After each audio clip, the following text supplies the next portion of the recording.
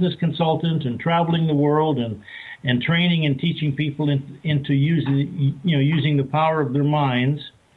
All of that information exists in my consciousness right now. And of course, I call those memories, right? Yeah. And part of that is this 10-year-old kid. So I can remember being a 10-year-old kid. So there must be a connection between me and that 10-year-old because it's the same consciousness, right? So if there's a connection between now and then at 10 years old, then there must be a connection between 10 years old and now. Because if you have two phones that are connected, you're talking to your buddy. Well, he can talk to you and you can talk to him. You can ask questions, he can answer. He can ask questions of you and you can answer him. So what I'm saying is the same as that thing that's crawling around the surface of Mars. We can send it a signal and it can send us a signal. So the communication goes two ways. This is the most natural thing in the world, right? But we don't think that our mind works that way. We think that we have some recording of the past in our brain somewhere, which nobody's ever been able to find.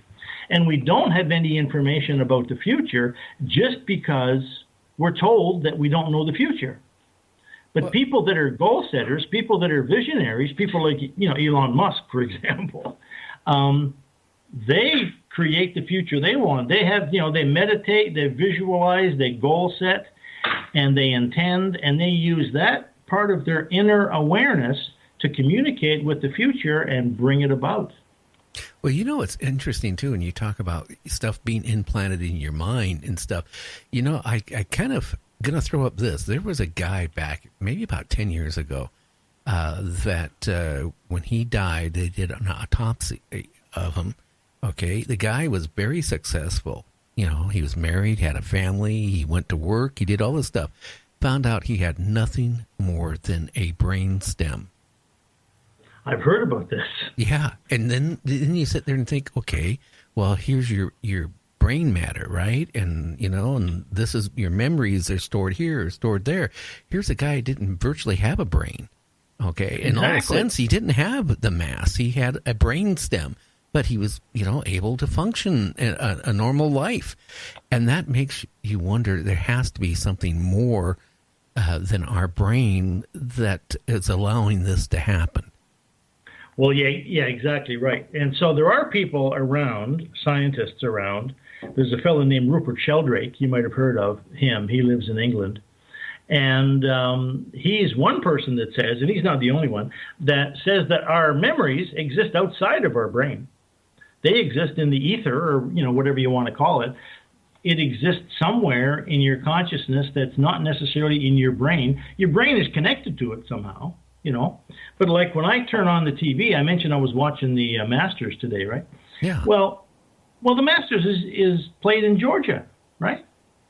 And yet the information comes live to my TV. Here I'm sitting here in Victoria, getting information, watching something that's happening on, the other side of the country. Well, now we have this technology that allows us to say, yes, okay, we have information traveling through space, connecting different points in space. And what I'm saying is now we can use that model to say this is exactly the way our mind works in time. Yeah. And we have to change the language a little bit, so I can say, okay, rather than saying I have a memory of having this vision when I was 10 years old, if I say I'm now connected, there's a connection somehow through time between me and at the moment and that 10-year-old kid. As soon as you use the word connection, then you realize, well, okay, if it's a connection, then it's understandable that 10-year-old kid could have some insight into my life now because I'm connected to him and he's connected to me, right? Yeah. So from that standpoint, it makes sense that his unconscious or subconscious mind on some level would be able to tap into this point in time that I call the present right now. Must have, I mean, yeah. Must have, yeah. I mean, it's so much out there, like parallel universes and absolutely. And sometimes I wonder, sometimes like the thoughts I get or the things like I remember going into a business one time, and all of a sudden, I'd never been there in my life, but I knew where everything was in that place. And then the whole conversation, I virtually knew word for word what they were going to say and what I was going to say. And then when I walked out, I kind of got in the car and I go, wow, this is really, really scary. And exactly. Yeah, me. Yeah, I was watching The Twilight Zone this week. Is like, So, time travel, by the way, is one of the most popular topics. People have been writing stories about time travel and time travelers since the 15th century. And if you look at the local TV guide, man, there's more shows on now that are based on the idea of time travel, parallel universes, time warps. They're everywhere, Oh, yeah. And I think that those stories are so popular with so many people because they really reflect what's true for us. Each of us is a time traveler. Each of us has the same mind, and when we are basically daydreaming, our mind is traveling in time. And this idea I read in a book when I came back from China, because when I went to China in 2005, I thought that I was the only person that was talking about mental time travel. I'd never heard anybody else talking about it, And when I came back from China in 2009, I started doing some research because I realized, my university career was over. I retired from the university. So I thought, well, I guess I'll get back into the seminar business. I'll dust my book off. I'll republish my book, and I'll start doing some workshops on the power of the mind. And so I started doing some research. And what I discovered is that in the mid-90s, using something called a functional MRI, which is a machine that allows scientists to look inside a person's brain when they're thinking, gave scientists now some insight into how the mind works and how the brain works. And one of the things that they have discovered has since been known, or since that time has been known by the term neuroplasticity. So what they've discovered is that the neurons in the brain can continually make new connections at any time in your life. Whereas when I was studying psychology in university in the 80s, the truth was, quote unquote truth of the brain was that after about the age of 20, the brain starts to deteriorate, and there's no way that you can develop new neurons and new neural connections into your 60s and 70s and 80s. Well, now they realize that's not true, and they discovered it with the MRI. Now, the other thing that they discovered, doing research on memory, is that memory works in the future too.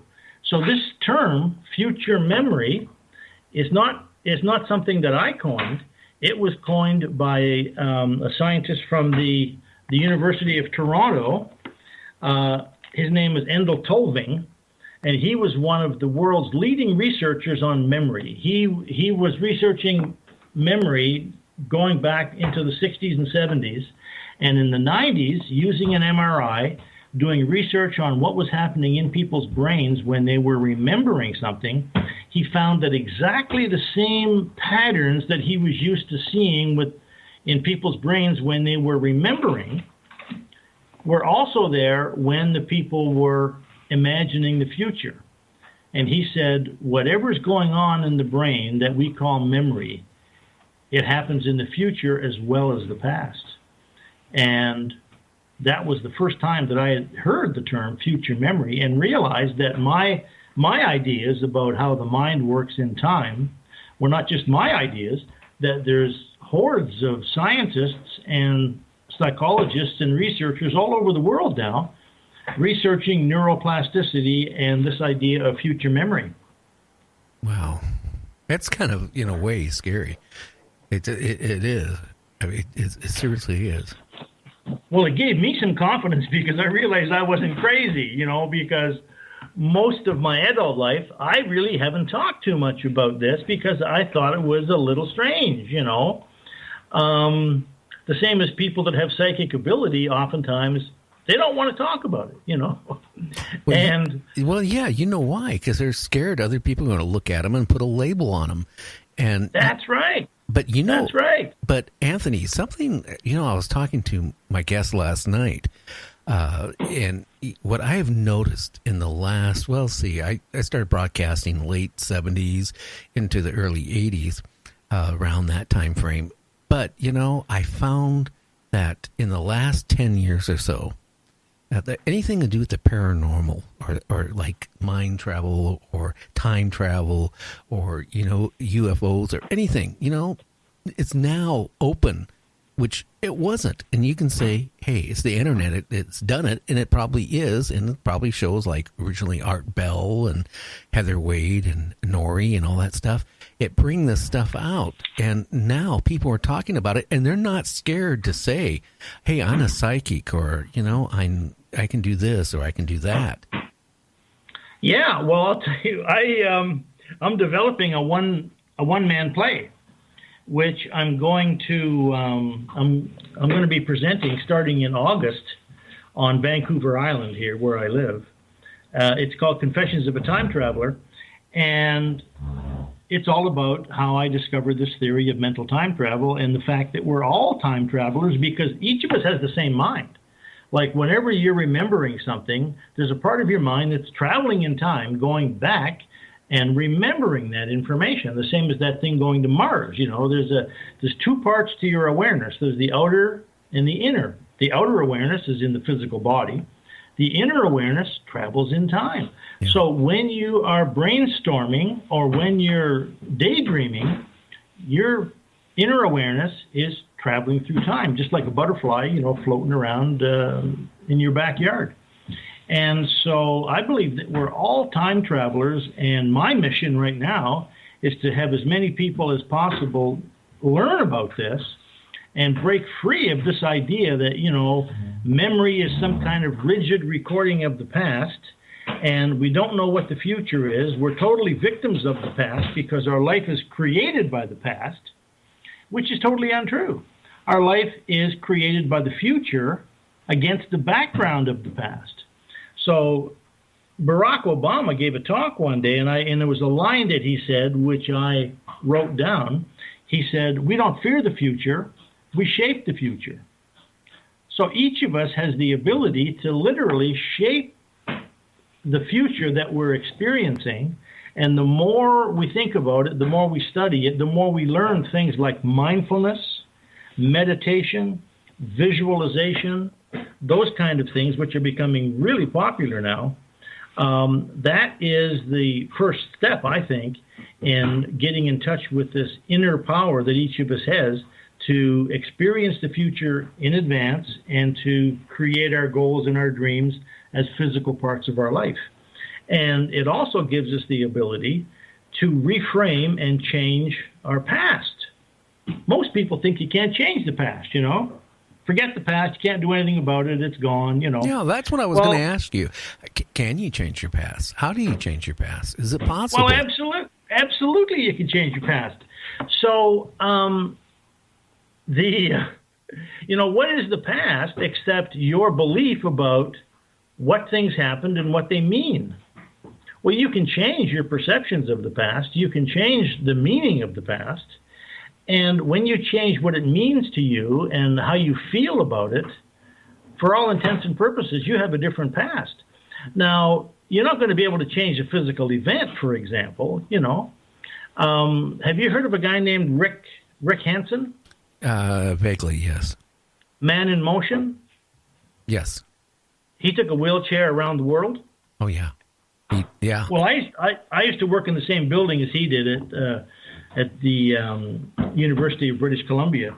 Now, here's a guy that's 17 years old. He was a basketball player, high school athlete. He was riding in the back of a pickup truck with a friend of his driving. The truck went off the road. He flew out of the back of the truck, landed on the side of the road, and broke his back. So at 17 years old, he became paralyzed from the waist down. And he was confined, and is confined still, to a wheelchair. Now he's in his I think he's in his 60s now. At any rate,